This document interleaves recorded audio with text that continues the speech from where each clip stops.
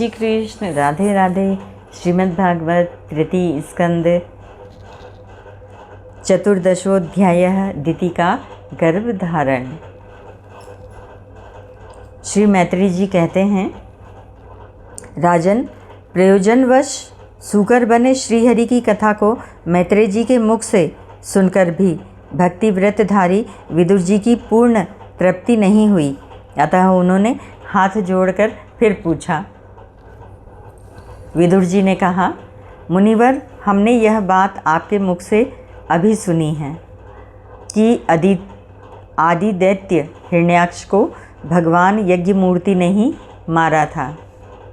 ब्रह्मन जिस समय भगवान लीला से ही अपनी दाढ़ों पर रखकर पृथ्वी को जल में से निकाल रहे थे, उस समय उनसे दैत्यराज हिरण्याक्ष की मुठभेड़ किस कारण हुई? श्री मैत्रेय जी ने कहा, विदुर जी, तुम्हारा प्रश्न बड़ा ही सुंदर है, क्योंकि तुम श्रीहरि की अवतार कथा के विषय में ही पूछ रहे हो, जो मनुष्यों के मृत्यु पाश का छेदन करने वाली है। देखो, उत्तानपाद का पुत्र ध्रुव बालकपन में श्री नारद जी की सुनाई हुई हरि कथा के प्रभाव से ही मृत्यु के सिर पर पैर रखकर भगवान के परम पद पर आरूढ़ हो गया था। पूर्व काल में एक बार इसी वराह भगवान और हिरण्याक्ष के युद्ध के विषय में देवताओं के प्रश्न करने पर देव श्री ब्रह्मा जी ने उन्हें यह इतिहास सुनाया था, और उसी के परंपरा से मैंने सुना है। विदुर जी, एक बार दक्ष की पुत्री दिति ने पुत्र प्राप्ति की इच्छा से कामातुर होकर सायंकाल के समय ही अपने पति मरीचि नंदन कश्यप जी से प्रार्थना की। उस समय कश्यप जी खार की आहुतियों का द्वारा अग्निजिह्व भगवान यज्ञपति की आराधना कर सूर्यास्त का समय जान अग्निशाला में ध्यानस्थ होकर बैठे हुए थे। दिति ने कहा, विद्वन, मत वाला हाथी जैसे केले के वृक्ष को मसल डालता है, उसी प्रकार यह प्रसिद्ध धनुर्धर कामदेव मुझ अबला पर जोर जताकर आपके लिए मुझे बेचैन कर रहा है। अपनी पुत्रवती सौतों की सुख समृद्धि को देखकर मैं ईर्ष्या की आग से जली जाती हूँ। अतः आप मुझ पर कृपा कीजिए, आपका कल्याण हो। जिनके गर्भ से आप जैसा पति पुत्र रूप से उत्पन्न होता है, वे ही स्त्रियां अपने पतियों से सम्मानित समझी जाती हैं। उनका सुयश संसार में सर्वत्र फैल जाता है। हमारे पिता प्रजापति दक्ष का अपनी पुत्रियों पर बड़ा स्नेह था। एक बार उन्होंने हम सबको अलग अलग बुलाकर पूछा कि तुम किसे अपना पति बनाना चाहती हो। वे अपनी संतान की सब प्रकार की चिंता रखते थे, अतः हमारा भाव जानकर उन्होंने उनमें से हम 13 पुत्रियों को, जो आपके गुण स्वभाव के अनुरूप थीं, आपके साथ ब्याह दिया। अतः मंगल मूर्ते कमल नयन, आप मेरी इच्छा पूर्ण कीजिए, क्योंकि हे महत्तम, आप जैसे महापुरुषों के पास दीन जनों का आना निष्फल नहीं होता। विदुर जी, दिति कामदेव के वेग से अत्यंत बेचैन और बेबस हो रही थी। उसने इसी प्रकार बहुत सी बातें बनाते हुए दीन होकर कश्यप जी से प्रार्थना की। तब उन्होंने उसे सुमधुर वाणी से समझाते हुए कहा, भीरू, तुम्हारी इच्छा के अनुसार मैं अभी अभी तुम्हारा प्रिय अवश्य करूँगा। भला जिसके द्वारा अर्थ, धर्म और काम तीनों की सिद्धि होती है, अपनी ऐसी पत्नी की कामना कौन पूर्ण नहीं करेगा। जिस प्रकार जहाज पर चढ़कर मनुष्य महासागर को पार कर लेता है, उसी प्रकार गृहस्थाश्रमी दूसरे आश्रमों को आश्रय देता हुआ अपने आश्रम द्वारा स्वयं भी दुख समुद्र के पार हो जाता है। मानिनी, स्त्री को तो त्रिविध पुरुषार्थ की कामना वाले पुरुष का आधा अंग कहा गया है। उस पर अपनी गृहस्थी का भार डालकर पुरुष निश्चिंत होकर विचरता है। इंद्रिय रूप शत्रु अन्य आश्रम वालों के लिए अत्यंत दुर्जय है, किंतु जिस प्रकार किले का स्वामी सुगमता से ही लूटने वाले शत्रुओं को अपने अधीन कर लेता है, उसी प्रकार हम अपनी विवाहिता पत्नी का आश्रय लेकर इन इंद्रिय रूप शत्रुओं को सहज में ही जीत लेते हैं। ग्रहेश्वरी, तुम जैसी भार्या के उपकारों का बदला तो हम अथवा और कोई भी गुणग्राही पुरुष अपनी सारी उम्र में अथवा जन्मांतर में भी पूर्ण रूप से नहीं चुका सकते। तो भी तुम्हारी इस संतान प्राप्ति की इच्छा को मैं यथाशक्ति अवश्य पूर्ण करूँगा। परंतु अभी तुम एक मुहूर्त ठहरो, जिससे लोग मेरी निंदा न करें। यह अत्यंत घोर समय राक्षसादि घोर जीवों का है और देखने में भी बड़ा भयानक है। इसमें भगवान भूतनाथ के गण भूत प्रेतादि घूमा करते हैं। साध्वी, इस संध्या काल में भूत भावन भूतपति भगवान शंकर अपने गण भूत प्रेतादि को साथ लिए बैल पर चढ़कर विचरते रहते हैं। संध्या के समय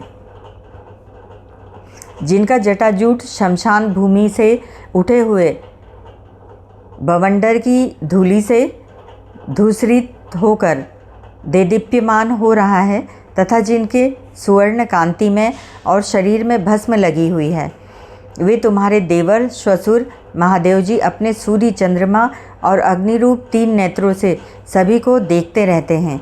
संसार में उनका कोई अपना या पराया नहीं है, न कोई अधिक आदरणीय और न निंदनीय ही है। हम लोग तो अनेक प्रकार के व्रतों का पालन करके उनकी माया को ही ग्रहण करना चाहते हैं, जिसे उन्होंने भोग कर लात मार दी है।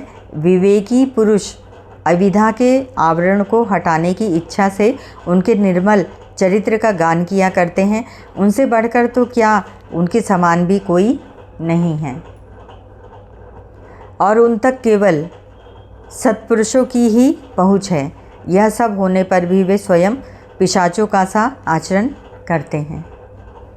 यह नश्वर नर शरीर कुत्तों का भोजन है।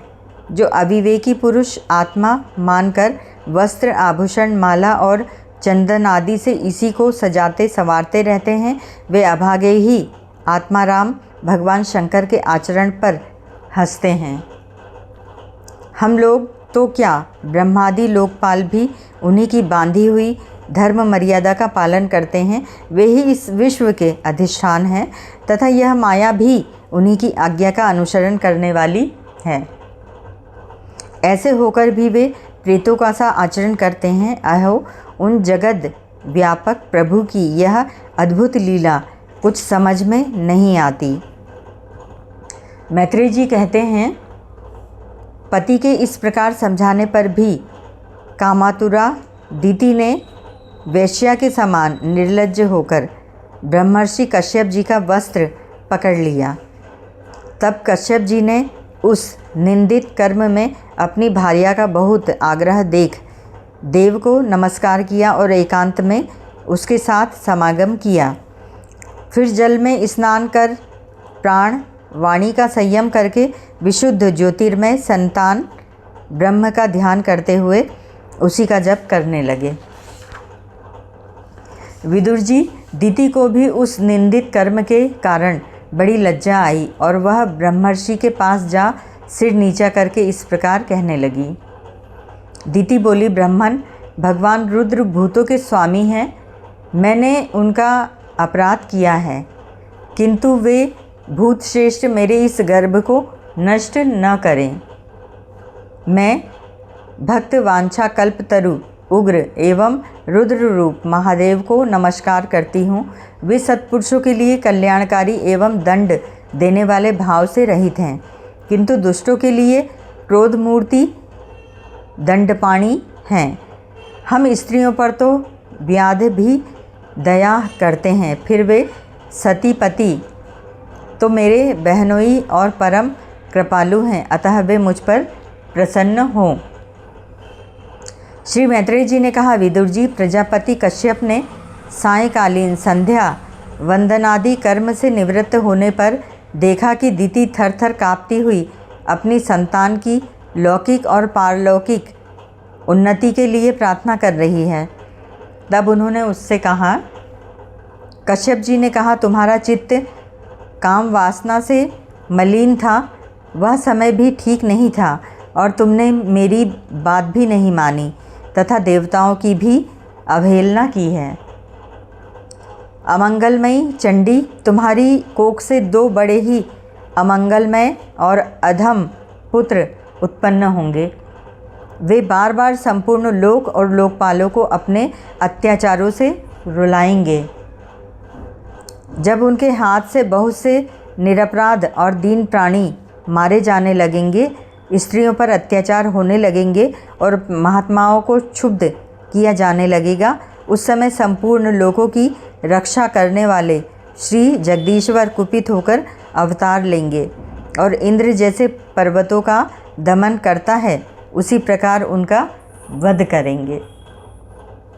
दिति ने कहा, प्रभु, यही मैं भी चाहती हूँ कि यदि मेरे पुत्रों का वध हो तो वह साक्षात भगवान चक्रपाणि के हाथ से ही हो, कुपित ब्राह्मणों के शाप आदि से ना हो। जो जीव ब्राह्मणों के शाप से दग्ध अथवा प्राणियों को भय देने वाला होता है, वह किसी भी योनि में जाए उस पर नारकी जीव भी दया ही करते हैं। कश्यप जी ने कहा, देवी, तुमने अपने किए पर शोक और पश्चाताप प्रकट किया है। तुम्हें शीघ्र ही उचित अनुचित का विचार भी हो गया तथा भगवान श्री विष्णु शिव और मेरे प्रति भी तुम्हारा बहुत आदर जान पड़ता है।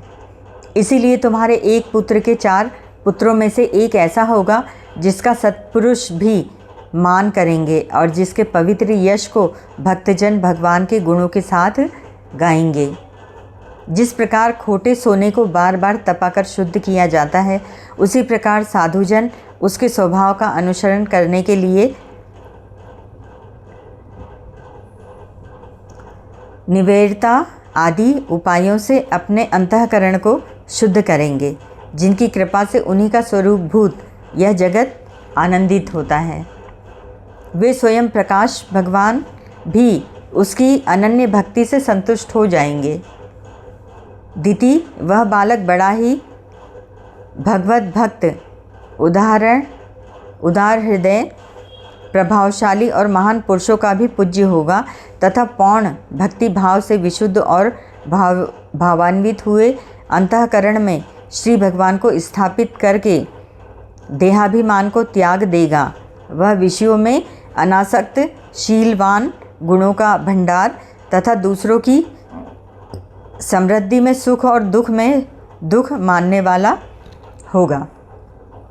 उसका कोई शत्रु न होगा तथा चंद्रमा जैसे ग्रीष्म ऋतु के ताप को हर लेता है, वैसे ही वह संसार के शोक को शांत करेगा। जो इस संसार के बाहर भीतर सब और विराजमान हैं, अपने भक्तों के इच्छानुसार समय समय पर मंगल विग्रह प्रकट करते हैं और लक्ष्मी रूप लावण्य मूर्ति ललना की भी शोभा बढ़ाने वाले हैं तथा जिनका मुखमंडल झिलमिलाते हुए कुंडलों से सुशोभित है, उन पर परम पवित्र कमलनयन श्रीहरि का तुम्हारे पौत्र को प्रत्यक्ष दर्शन होगा। श्री मैत्रेय जी कहते हैं, विदुर जी, दिति ने जब सुना कि मेरा पौत्र भगवान का भक्त होगा, तब उसे बड़ा आनंद हुआ तथा यह जानकर कि मेरे पुत्र अधिक उत्साह हुआ और मेरे पुत्र साक्षात श्री हरि के हाथों मारे जाएंगे, बहुत प्रसन्न हुई अदिति। इति श्रीमद्भागवते महापुराणे परमहंसायां संहितायां तृतीय स्कंदे दिति कश्यप संवादे चतुर्दशोऽध्यायः समाप्त। हरि ओम तत्सत्।